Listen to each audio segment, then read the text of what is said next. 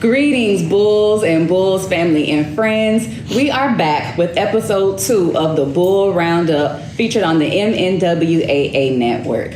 I am one of your hosts, Desiree George, here on behalf of the Miami Northwestern Alumni Association Marketing and Public Relations Committee.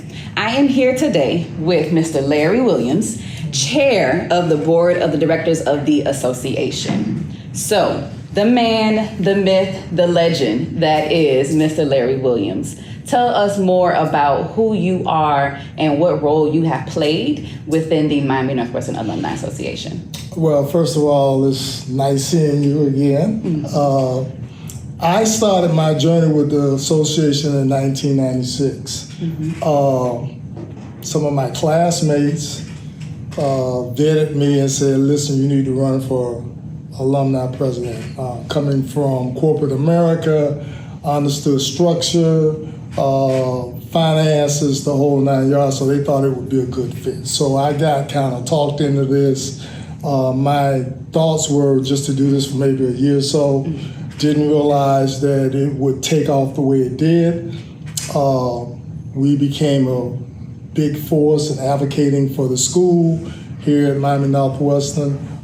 So I stayed president from 1996 to roughly 2017. Wow. And the rest is history. We started organizing Hall of Fames, making it public information so we could get money for the students for a scholarship, which we named the scholarship fund after Nat Miller. So that's one of the things we did. We started having different parts of the school named after former teachers. Louis Bing is the track, Mr. Perry is the complex. We just did Miss Height over the Media Center. From there, we've advocated for the school for years and years and years. Equipment, smart TVs and smart screens for the students to have. So our job was to make sure that the school got its fair share. Mm-hmm. And I think we've done a pretty good job with that. From that, because our advocacy, also another organization spin off from this, which is called I Care, Inner City Alumni for Responsible Education, which is Booker T, Jackson, Edison, Norland, Carroll City, Central, and of course Northwestern. So from that, we collectively come together and advocate for their schools as a team as well. So it's been fun. Sometimes you take some heat, but that goes with the territory. I love the school. It helped me to become the man that I am today, and I was able to raise my family with that foundation, and I'm just proud to be a Bull. Aren't we all proud to be a Bull, even those of us that are not? We all want to be a Bull. So 21 years, if I did the math correctly, in terms of your tenure as president of the Alumni Association. Mm-hmm. That's a long time, and that's a lot. And you spoke about a lot that was done or has been done during that time. What would you say was the most pivotal moment of your tenure as president of the association? I guess the pivotal moment was under the leadership of the district of Rudy Crew. Back in February of that particular school year, our young people didn't even have books in the school.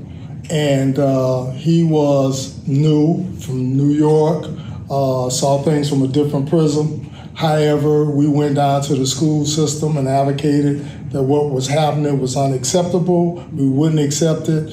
And it turned into probably at the public hearing over a 2-hour conversation with the district. And I think that's when they realized the organization was not to be played with. So Mr. Nat Miller spoke about that in our previous episode, the role you played in just making sure that people didn't play with Miami Northwestern. Right. What do you attribute to that demeanor, that position that you have? How do you make sure that Miami Northwestern is respected and we get what we need? Well, I grew up as a civil rights baby. Grew up in an era where civil rights was paramount. The black community was trying to get their fair share. And the only way you get it sometimes is by advocating and protesting. And I learned those characteristics from watching people like Martin Luther King as a general rule, and just using my own style and perseverance, not settling for no. So that's kind of my style, and it has worked for us. So we have that level of respect. We still, to this day, have a good relationship with the district. Every superintendent that they've had since Leonard Britt, I know we've met with. We have them on speed dial. We know board members. Of course, we have two of Bulls alumni on the board. There's been 4 in its total existence. Of course, you start with Frederica, and then you have Dr. Gallen, you have Dr. Mendengal, and it'll come to me in a minute.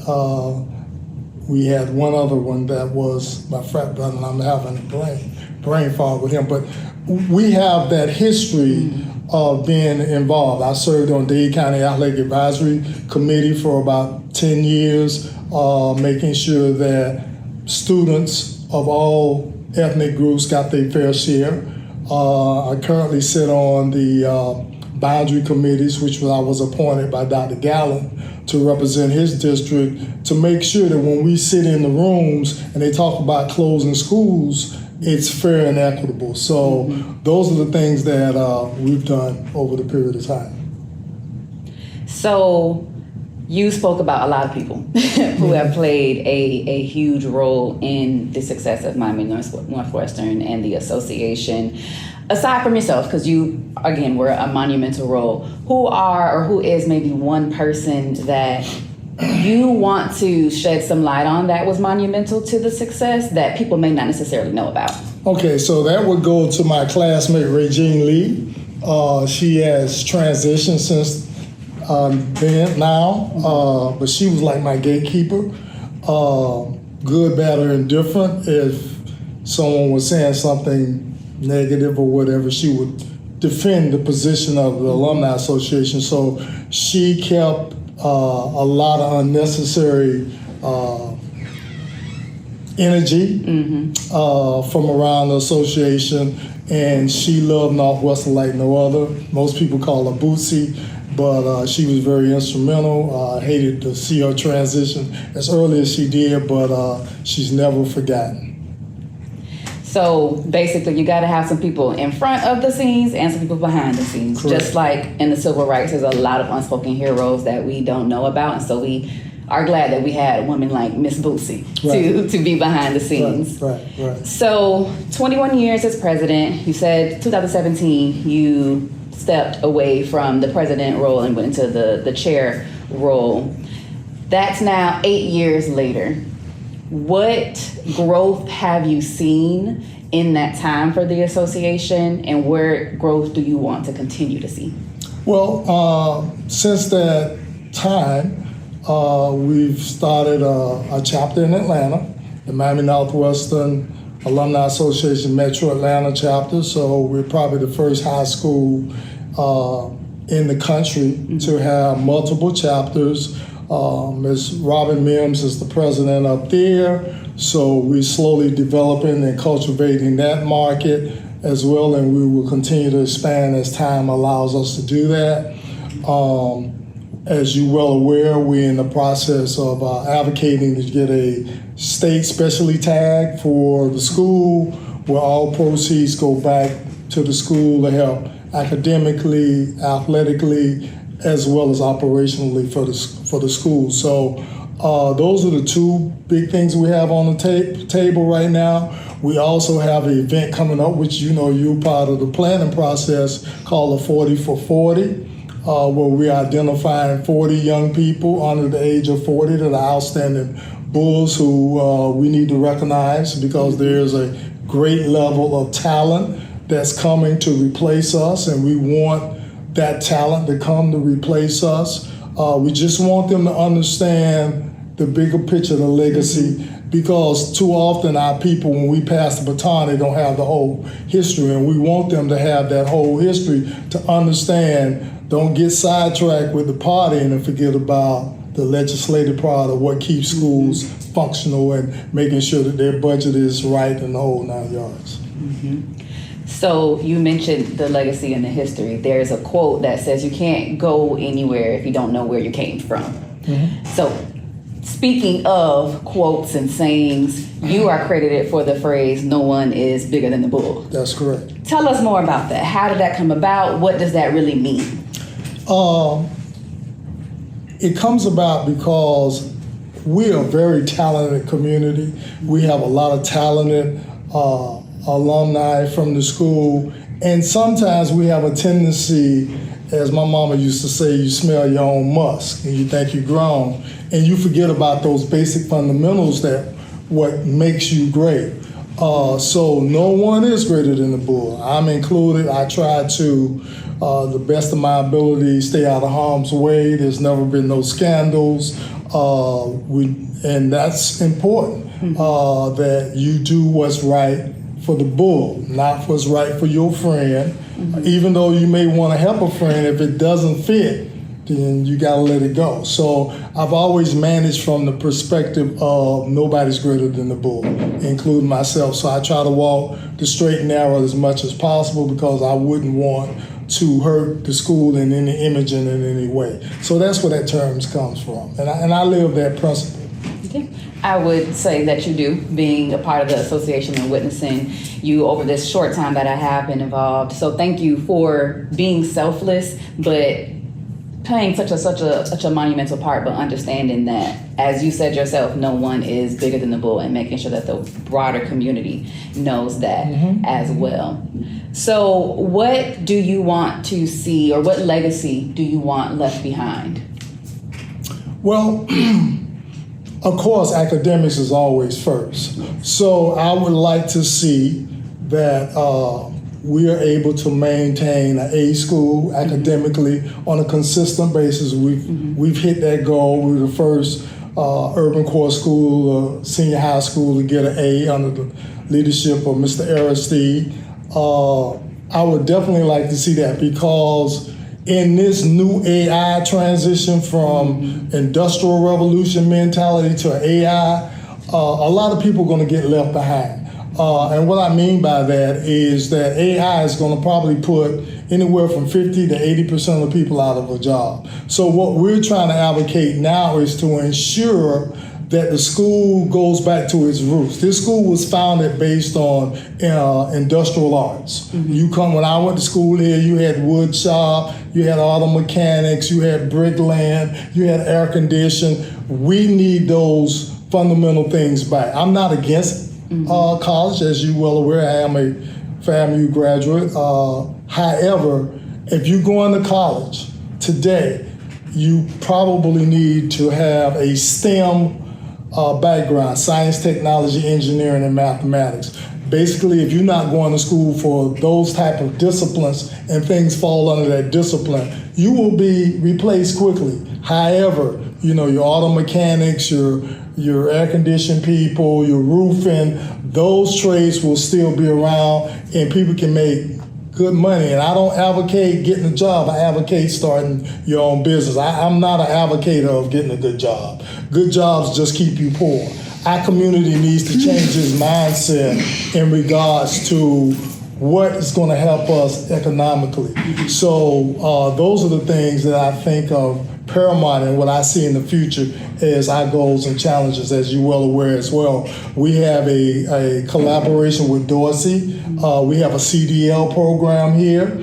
So if you're over the age of 18, we advocate that you come and meet with Mr. Pooker or Dr. Watkins down at Dorsey to talk about getting into those programs, because there's a lot of money can made when you have soon to be the #1 dock in America, the Port of Miami. There's a lot of opportunity out there, and our young people need to be able to take advantage of those opportunities. So that's what we're trying to do, is change the mindset, understand the new cryptocurrency. We've had a couple of classes. Those are things that are going to face our community, and we don't want to be left behind when we could be at the apex of the beginning of those programs. Absolutely. I'm a career coach by trade, and so one of the things that I love to brag about Miami Northwestern is that we are actually preparing our students for the future with tangible career options and career paths. Mm-hmm. You mentioned the CDL, you mentioned a lot of the other programs here. We also have a dentistry program. So right. Miami Northwestern is the place to send your student, your child, if you want them to be adequately prepared for the future, because you're absolutely right. Absolutely. We do need those STEM careers, those more tangible careers, especially considering AI. Right. So you also mentioned young people and younger people coming into the association. Considering what you just said about what we have to protect with Miami Northwestern, as younger people come in who maybe don't necessarily have the same knowledge about the association, what do they need to know in order to keep things running and to keep Miami Northwestern as amazing as it is? Well, one of it's not a program, it's just a behavior characteristic that I like to see that's implemented with the Alumni Association. We try to mentor. We need people to come and learn what it's like to be the president of the organization. And we're going to start reaching out to the SGA while they're in school. So those are things that we plan on doing this upcoming year, reaching out to the SGA, talk to those people, have them come to meetings, see how we run meetings, understand strategy and strategic planning as well. So those are some of the things that we want to see the young people come and take advantage of, because we got to pass this baton soon, and we want to make sure, the younger generation is ready to rock and roll. Absolutely. Sounds like some internships to me. Yeah, no doubt. At least community service. Something.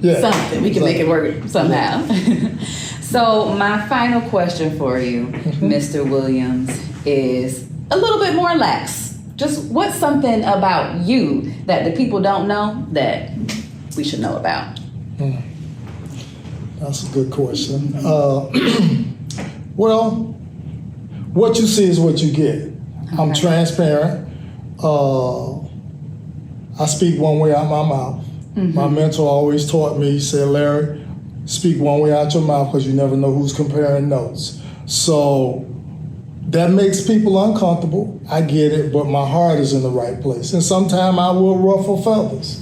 Not intentionally, but I have to be true because people will compare notes. And as a leader, once you lose that credibility, then everything that you do is going to always be questioned. But whatever I tell you, I'm going to tell the next person, it's going to be the same conversation. Now, if y'all spin it, that ain't my fault, but I guess that's who I am. I just had my first grandchild. Excited about that. So I kicked all my children to the curb. I've done all I can with them, and I'm looking forward to learning how to be a grandfather, to self-educate her. Mm-hmm. So it's going to be real exciting to do that from that perspective. But as the old Bible verse says, may the work I've done speak for me. Amen. Amen.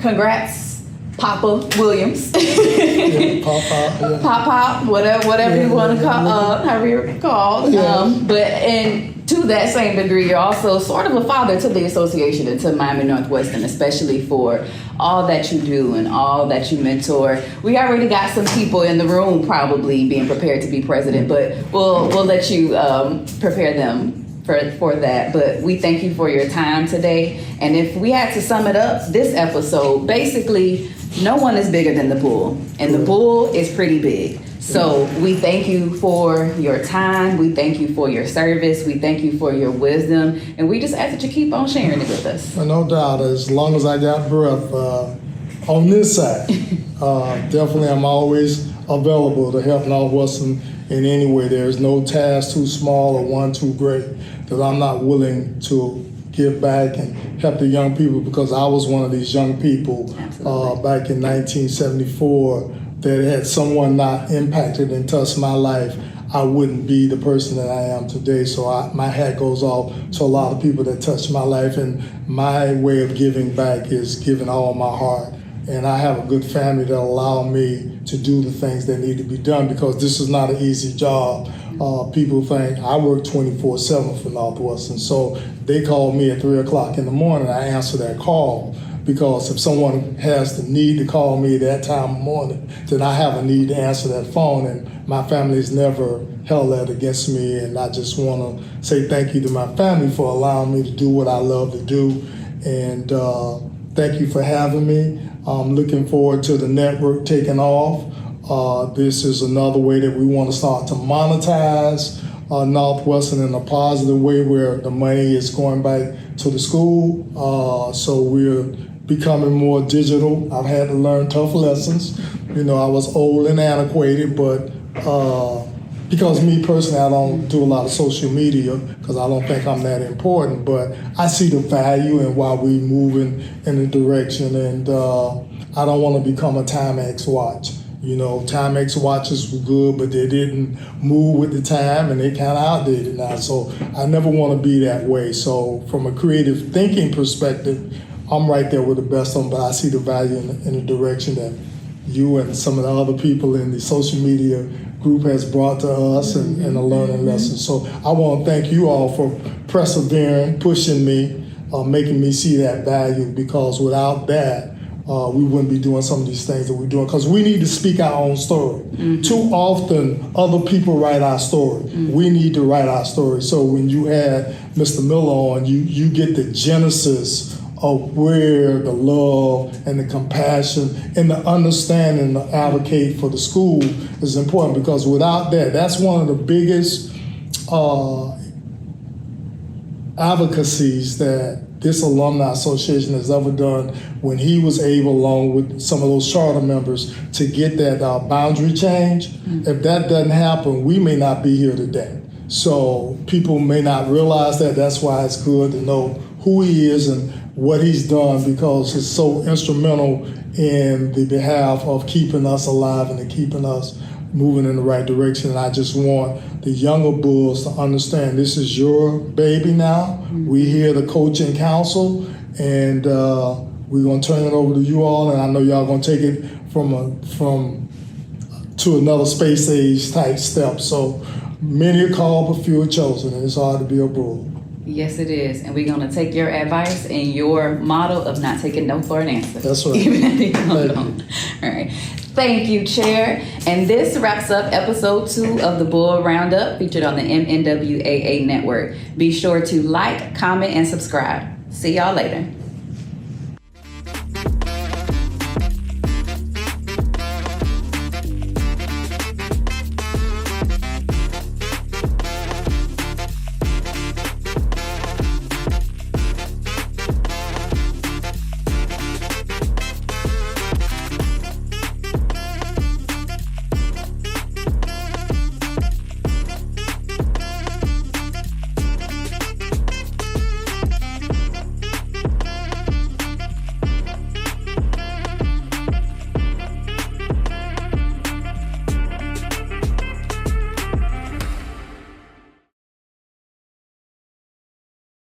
Be sure to like, comment, and subscribe to the MNWAA network.